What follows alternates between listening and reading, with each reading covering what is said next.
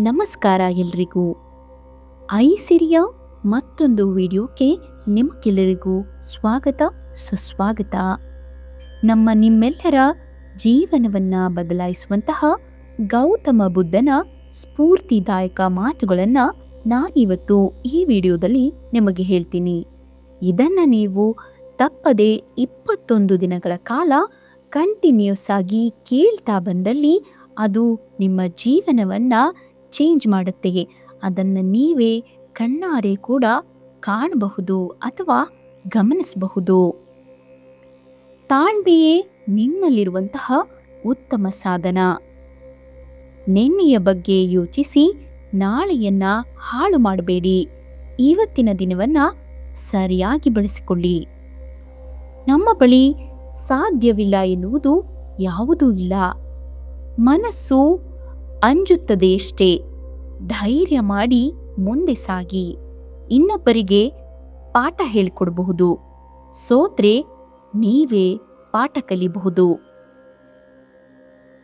ಒಳ್ಳೆತನಕ್ಕೆ ಬೆಲೆ ಇಲ್ಲ ಅನ್ನೋದು ಎಷ್ಟು ಸತ್ಯವೋ ಹಾಗೆ ಆ ಒಳ್ಳೆಯತನ ನಮ್ಮ ಕೈಯನ್ನು ಬಿಡೋಲ್ಲ ಅನ್ನೋದು ಕೂಡ ಅಷ್ಟೇ ಸತ್ಯ. ಯಾವ ವ್ಯಕ್ತಿಗೆ ಇನ್ನೊಬ್ಬರನ್ನ ಬೆಳೆಸುವ ದೊಡ್ಡ ಗುಣವಿರುತ್ತೋ ಆ ವ್ಯಕ್ತಿ ತನಗೇ ಅರಿವಿಲ್ಲದಂತೆಯೇ ಬಹು ಎತ್ತರಕ್ಕೆ ಬೆಳೆಯುತ್ತಾನೆ.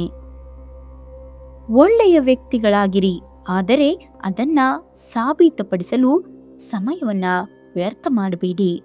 ಯಾವ ವ್ಯಕ್ತಿಗೆ ಇನ್ನೊಬ್ಬರನ್ನ ಬೆಳೆಸುವಂತಹ ದೊಡ್ಡ ಗುಣವಿರುತ್ತೋ ಆ ವ್ಯಕ್ತಿ ತನಗೆ ಅರಿವಿಲ್ಲದಂತೆಯೇ ಬಹು ಎತ್ತರಕ್ಕೆ ಬೆಳೆಯುತ್ತಾನೆ. ಜಗತ್ತಿನ ಅತಿ ದೊಡ್ಡ ಪ್ರಾರ್ಥನೆ ಎಂದರೆ ಅದು ತಾಳ್ಮೆಯಂತೆ. ತನಗೂ ಕೂಡ ಒಂದಲ್ಲ ಒಂದು ದಿನ ಸಾವಿದೆ ಎಂದು ಅರಿತವನು ಇನ್ನೊಬ್ಬರಿಗೆ ಎಂದಿಗೂ ತೊಂದರೆ ಕೊಡುವುದಿಲ್ಲ. 1000 ಯುದ್ಧಗಳನ್ನ ಗೆಲ್ಲುವುದಕ್ಕಿಂತ ನಿಮ್ಮನ್ನ ನೀವು ಗೆಲ್ಲುವುದು ಉತ್ತಮವಾಗಿದೆ. ಇದು ನಿಜವಾದ ವಿಜಯವಾಗಿದೆ. ಇದನ್ನು ನಿಮ್ಮಿಂದ ಕಿತ್ತುಕೊಳ್ಳಲು ಯಾರಿಗೂ ಕೂಡ ಸಾಧ್ಯವಿಲ್ಲ. ನೀನು ಇಂದು ಬೇರೆಯವರ ಕಂಗಳಲ್ಲಿ ತರಿಸಿದ ಕಣ್ಣೀರು ಖಂಡಿತ ನಾಳೆ ನಿನ್ನ ವಿಳಾಸವನ್ನ ಹುಡುಕಿಕೊಂಡು ಬಂದೇ ಬರುತ್ತದೆ. ಶಾಂತಿಯು ಹೊರಗಿನ ಪರಿಸ್ಥಿತಿಗಳಲ್ಲಿ ಇಲ್ಲ, ನಮ್ಮ ಮನಸ್ಸಿನ ಸ್ಥಿತಿಯಲ್ಲಿದೆ. ಮನಸ್ಸೇ ಸರ್ವಸ್ವ. ನೀವು ಏನನ್ನ ಆಲೋಚಿಸುತ್ತೀರೋ ಅದಾಗಿರುತ್ತೀರಿ. ಮನಸ್ಸಿಗಿರುವ ಅದ್ಭುತ ಮತ್ತು ಪವಾಡ ಶಕ್ತಿಯೇ ಅದು.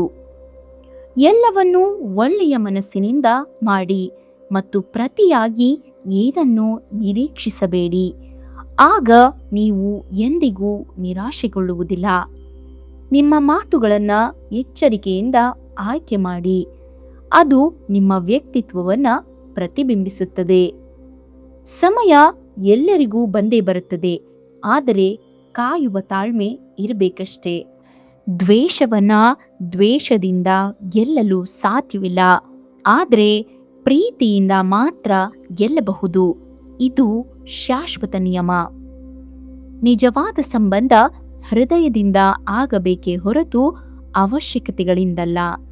ನಮ್ಮ ಮುಖದಲ್ಲಿ ಎಷ್ಟು ನಗು ಇರಬೇಕಂದ್ರೆ ನಮ್ಮನ್ನ ಹುಡುಕಿ ಬರುವಂತಹ ಕಷ್ಟಗಳು ಕೂಡ ತಪ್ಪು ವಿಳಾಸಕ್ಕೆ ಬಂದ್ವೇನೋ ಅಂತ ತಿರುಗಿ ಹೋಗ್ಬೇಕಂತೆ. ನಾವು ನಮ್ಮ ಆಲೋಚನೆಗಳಿಂದ ನಮ್ಮದೊಂದು ದೊಡ್ಡ ಜಗತ್ತನ್ನೇ ರೂಪಿಸಿಕೊಳ್ಳಬಹುದು. ಕರ್ಮದ ಹತ್ತಿರ ಕಾಗದ ಇಲ್ಲ, ಕಾನೂನು ಇಲ್ಲ, ಪುಸ್ತಕವೂ ಇಲ್ಲ, ಆದರೆ ಜಗತ್ತಿನ ಎಲ್ಲರ ಪಾಪ ಪುಣ್ಯದ ಲೆಕ್ಕಾಚಾರವೂ ಇದ್ದೇ ಇರುತ್ತದೆ. ಅಗತ್ಯವಿದ್ದಾಗ ಮಾತ್ರ ಮಾತನಾಡುವ ವ್ಯಕ್ತಿ ಮೂರ್ಖನಲ್ಲ. ಹಿಂದೆ ಮಾಡಿದ ತಪ್ಪುಗಳೇ ನಿನ್ನ ಉತ್ತಮ ಶಿಕ್ಷಕ. ಮನುಷ್ಯ ಎಷ್ಟೇ ಕೆಂಪಾಗಿದ್ದರೂ ಅವನ ನೆರಳು ಕಪ್ಪಗೆ ಇರುತ್ತದೆ. ನಾನು ಶ್ರೇಷ್ಠ ಅನ್ನುವುದು ಆತ್ಮವಿಶ್ವಾಸ. ನಾನೇ ಶ್ರೇಷ್ಠ ಅನ್ನೋದು ಅಹಂಕಾರ. ನೀವು ಯಾರಿಗಾದ್ರೂ ದೀಪವನ್ನ ಬೆಳಗಿಸಿದ್ರೆ ಅದು ನಿಮ್ಮ ದಾರಿಯನ್ನು ಕೂಡ ಬೆಳಗಿಸುತ್ತದೆ. ಲೋಕವನ್ನು ತಿಳಿದವನು ನಾಚಿಕೊಳ್ಳುವುದಿಲ್ಲ, ತನ್ನನ್ನು ತಿಳಿದವನು ಅಹಂಕಾರಿಯಾಗುವುದಿಲ್ಲ. ನಾಲಿಗೆಯು ಹರಿತವಾದ ಚಾಕುವಿನಂತೆ. ರಕ್ತವನ್ನು ಹರಿಸದೆ ಅದು ಕೊಲ್ಲಬಹುದು, ಹೊರಗಿನ ಅಲಂಕಾರಕ್ಕಿಂತ ಒಳಗಿನ ಗುಣ ಮುಖ್ಯ. ವಿಷ ತುಂಬಿದ ಚಿನ್ನದ ಪಾತ್ರೆಗಿಂತ ಜೇನು ತುಂಬಿದ ಮಣ್ಣಿನ ಮಡಿಕೆಯೇ ಹೆಚ್ಚು ಮೌಲ್ಯಯುತ. ತಪ್ಪುಗಳನ್ನ ಕ್ಷಮಿಸಬಹುದು, ಆದರೆ ಮೋಸವನ್ನಲ್ಲ. ಸರಳತೆ, ತಾಳ್ಮೆ ಮತ್ತು ಪ್ರೇಮ ಈ ಮೂರು ನಿಧಿ ಇದ್ದಂತೆ. ಅದನ್ನ ಹೊಂದಿದ್ದವ ಅತ್ಯಂತ ಸಿರಿವಂತ. ಬೇರೆಯವರಲ್ಲಿ ಒಳ್ಳೆಯದನ್ನು ಮಾತ್ರ ಹುಡುಕು, ನಿನ್ನಲ್ಲಿ ಕೆಟ್ಟದ್ದನ್ನು ಹುಡುಕು. ಮನಸ್ಸು ಪರಿಶುದ್ಧವಾಗಿದ್ದರೆ ಸಂತೋಷ ನೆರಳಿನಂತೆ ನಿಮ್ಮನ್ನ ಹಿಂಬಾಲಿಸುತ್ತದೆ. ನಿನಗಾದ ನೋವನ್ನ ಮರೆತು ಬಿಡು, ಆದರೆ ಅದರಿಂದ ಕಲಿತಂತಹ ಪಾಠವನ್ನ ಎಂದಿಗೂ ಮರೆಯಬೇಡ. ವಿದ್ಯೆ ಕಡಿಮೆಯಾದರೂ ನಡತೆ ಶುದ್ಧವಾಗಿರಬೇಕು. ಸೇಡಿಗಾಗಿ ಹೋರಾಡಿ ಯಾರೂ ಗೆದ್ದಿಲ್ಲ, ಕ್ಷಮಾದಾನದಿಂದ ಯಾರೂ ಸೋತಿಲ್ಲ. ಚಿಂತೆ ನಾಳೆಯ ತೊಂದರೆಗಳನ್ನ ದೂರ ಮಾಡಲ್ಲ, ಆದರೆ ಇಂದಿನ ತೊಂದರೆಗಳನ್ನ ಹೆಚ್ಚು ಮಾಡುತ್ತದೆ. ತಾಳ್ಮೆಯಿಂದಿರು, ಸರಿಯಾದ ಸಮಯದಲ್ಲಿ ಎಲ್ಲವೂ ನಿನ್ನ ಹತ್ತಿರಕ್ಕೆ ಬರುತ್ತದೆ. ನಾವು ನಮ್ಮ ಆಲೋಚನೆಗಳಿಂದ ನಮ್ಮ ಜಗತ್ತನ್ನ ಸೃಷ್ಟಿಸಿಕೊಳ್ಳಬಹುದು, ನಾಶ ಮಾಡಿಕೊಳ್ಳಲೂಬಹುದು. ಸಮಸ್ಯೆಯಿಂದ ಪಾರಾಗಲು ಸುಲಭವಾದ ಮಾರ್ಗವೆಂದರೆ ಅದನ್ನ ಪರಿಹರಿಸುವುದು. ಸೋಲಿನಲ್ಲಿ ಕಲಿಯುವ ಪಾಠಗಳನ್ನ ಗೆಲುವಿನಲ್ಲಿ ಎಂದಿಗೂ ಕಲಿಯಲು ಸಾಧ್ಯವಿಲ್ಲ. ಎಂದಿಗೂ ನಿನ್ನ ಕಳೆದು ಹೋದ ದಿನಗಳ ಬಗ್ಗೆ ಯೋಚಿಸಬೇಡ, ಅದು ಕೇವಲ ಒಂದು ಪಾಠ ಮಾತ್ರ. ನಿನ್ನ ಸಮಸ್ಯೆ ಸಮಸ್ಯೆಯೇ ಅಲ್ಲ, ನೀನು ತೆಗೆದುಕೊಳ್ಳುವ ನಿರ್ಧಾರಗಳೇ ನಿನ್ನ ಸಮಸ್ಯೆ. ಜೀವನದಲ್ಲಿ ನಡೆಯುವ ಪ್ರತಿ ಘಟನೆಯನ್ನ ಅಭಿನಂದಿಸು, ಎಲ್ಲವೂ ಸಹ ಅನುಭವವಷ್ಟೇ. ನಾವು ಇಂದು ಏನಾಗಿದ್ದೇವೋ ಅದು ನಾವು ಹಿಂದೆ ಮಾಡಿದ ಕಾರ್ಯಗಳ ಫಲಿತಾಂಶ. ಮೂರು ಸಂಗತಿಗಳನ್ನ ದೀರ್ಘಕಾಲ ಮರೆಮಾಡಲು ಸಾಧ್ಯವಿಲ್ಲ: ಸೂರ್ಯ, ಚಂದ್ರ ಮತ್ತು ಸತ್ಯ. ನೀವು ಬಲಿಷ್ಠರಾಗಬೇಕೆಂದರೆ ಒಂಟಿತನವನ್ನ ಆನಂದಿಸುವುದನ್ನ ಕಲಿಯಿರಿ. ದ್ವೇಷವು ಭಾರವಾದದ್ದು, ಅದನ್ನ ಇಲ್ಲಿಯೇ ಬಿಡು. ಒಬ್ಬ ವ್ಯಕ್ತಿ ನಿನ್ನನ್ನ ಹೇಗೆ ನಡೆಸಿಕೊಳ್ಳುತ್ತಾನೆ ಎನ್ನುವುದರಲ್ಲಿಯೇ ನಿನಗೊಂದು ಸಂದೇಶವಿದೆ. ನಿಜವಾದ ಪ್ರೀತಿ ಅರ್ಥ ಮಾಡಿಕೊಳ್ಳುವಿಕೆಯಿಂದ ಹುಟ್ಟುತ್ತದೆ. ಯಾವುದೇ ಕೆಲಸ ಮಾಡುವುದಕ್ಕೆ ಮೌಲ್ಯವಿದ್ದರೆ ಅದನ್ನ ಸಂಪೂರ್ಣ ಹೃದಯದಿಂದ ಮಾಡು. ಆಸೆಗಳಿಂದ ತುಂಬಿರದ ಮನಸ್ಸುಳ್ಳವನಿಗೆ ಭಯವೇ ಇರುವುದಿಲ್ಲ. ಹಾವು ತನ್ನ ಪೊರೆಯನ್ನ ಬಿಟ್ಟು ಹಾಕುವಂತೆ ನಾವು ಕೂಡ ನಮ್ಮ ಭೂತಕಾಲವನ್ನ ಬಿಟ್ಟು ಹಾಕಬೇಕು. ಗೌತಮ ಬುದ್ಧರು ಸಿದ್ಧಾರ್ಥ ಗೌತಮ ಎಂದು ಕರೆಯಲ್ಪಡುವವರು ಮಹಾನ್ ಆಧ್ಯಾತ್ಮಿಕ ಗುರು ಮತ್ತು ವಿಶ್ವದ ಅತ್ಯಂತ ಪ್ರಾಚೀನ ಹಾಗೂ ಪ್ರಭಾವಶಾಲಿ ತತ್ವಗಳಲ್ಲಿ ಒಂದಾದ ಬೌದ್ಧ ಧರ್ಮದ ಸ್ಥಾಪಕರಾಗಿದ್ರು. ಕ್ರಿಸ್ತಪೂರ್ವ 6ನೇ ಶತಮಾನದಲ್ಲಿ ಇಂದಿನ ನೇಪಾಳದಲ್ಲಿರುವ ಲುಂಬಿನಿಯಲ್ಲಿ ಶಾಕ್ಯ ವಂಶದ ರಾಜ ಕುಟುಂಬದಲ್ಲಿ ಅವರು ಜನಿಸಿದರು. ಅವರ ತಂದೆ ರಾಜ ಶುದ್ಧೋಧನರು ಸಿದ್ಧಾರ್ಥರನ್ನ ದುಃಖದಿಂದ ದೂರವಿಟ್ಟು ರಾಜನಾಗಿ ರೂಪಿಸುವ ಉದ್ದೇಶದಿಂದ ಐಶ್ವರ್ಯಮಯ ಜೀವನದಲ್ಲಿ ಬೆಳೆಸಿದರು. ಆದರೆ ವೃದ್ಧ, ರೋಗಿ, ಮೃತದೇಹ ಮತ್ತು ಸನ್ಯಾಸಿ ಎಂಬ 4 ದೃಶ್ಯಗಳನ್ನ ಕಂಡ ನಂತರ ಮಾನವ ಜೀವನದ ದುಃಖ ಮತ್ತು ಅಸ್ಥಿರತೆಯ ಸತ್ಯವು ಸಿದ್ಧಾರ್ಥರ ಮನಸ್ಸನ್ನ ಆಳವಾಗಿ ತಟ್ಟಿತು. ಈ ಎಲ್ಲ ಅನುಭವಗಳಿಂದ ಪ್ರೇರಿತರಾಗಿ 29ನೇ ವಯಸ್ಸಿನಲ್ಲಿ ಸಿದ್ಧಾರ್ಥರು ಸತ್ಯ ಮತ್ತು ದುಃಖದಿಂದ ಮುಕ್ತಿ ಪಡೆಯುವ ಹುಡುಕಾಟದಲ್ಲಿ ತಮ್ಮ ರಾಜಕೀಯ ಜೀವನವನ್ನ ತ್ಯಜಿಸಿದರು.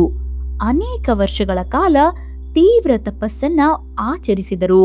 ಅತಿಯಾದ ಕಠಿಣತೆ ಜ್ಞಾನೋದಯಕ್ಕೆ ದಾರಿ ತೋರಿಸುವುದಿಲ್ಲ ಎಂಬುದನ್ನ ಅವರು ಅರಿತುಕೊಂಡರು.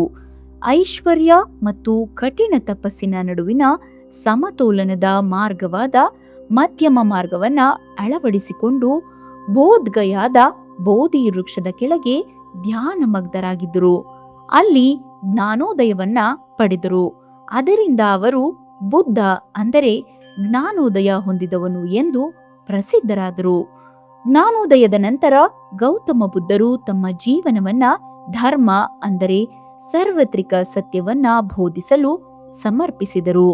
ಅವರ ಉಪದೇಶಗಳ ಕೇಂದ್ರಬಿಂದು 4 ಆರ್ಯ ಸತ್ಯಗಳು ಮತ್ತು ಅಷ್ಟಾಂಗ ಮಾರ್ಗವಾಗಿದ್ದು, ಸರಿಯಾದ ಅರಿವು, ಸರಿಯಾದ ಕರ್ಮ ಮತ್ತು ಸರಿಯಾದ ಮನಶೀಲತೆಯ ಮೂಲಕ ದುಃಖವನ್ನ ಜಯಿಸುವ ಮಾರ್ಗವನ್ನ ವಿವರಿಸುತ್ತದೆ. ಅವರು ಆಚರಣೆಗಳು ಅಥವಾ ಅಂಧನಂಬಿಕೆಗಳಿಗಿಂತ ಕರುಣೆ, ಅಹಿಂಸೆ, ಜ್ಞಾನ ಮತ್ತು ಆಂತರಿಕ ಜಾಗೃತಿಗೆ ಹೆಚ್ಚಿನ ಮಹತ್ವವನ್ನ ನೀಡಿದರು.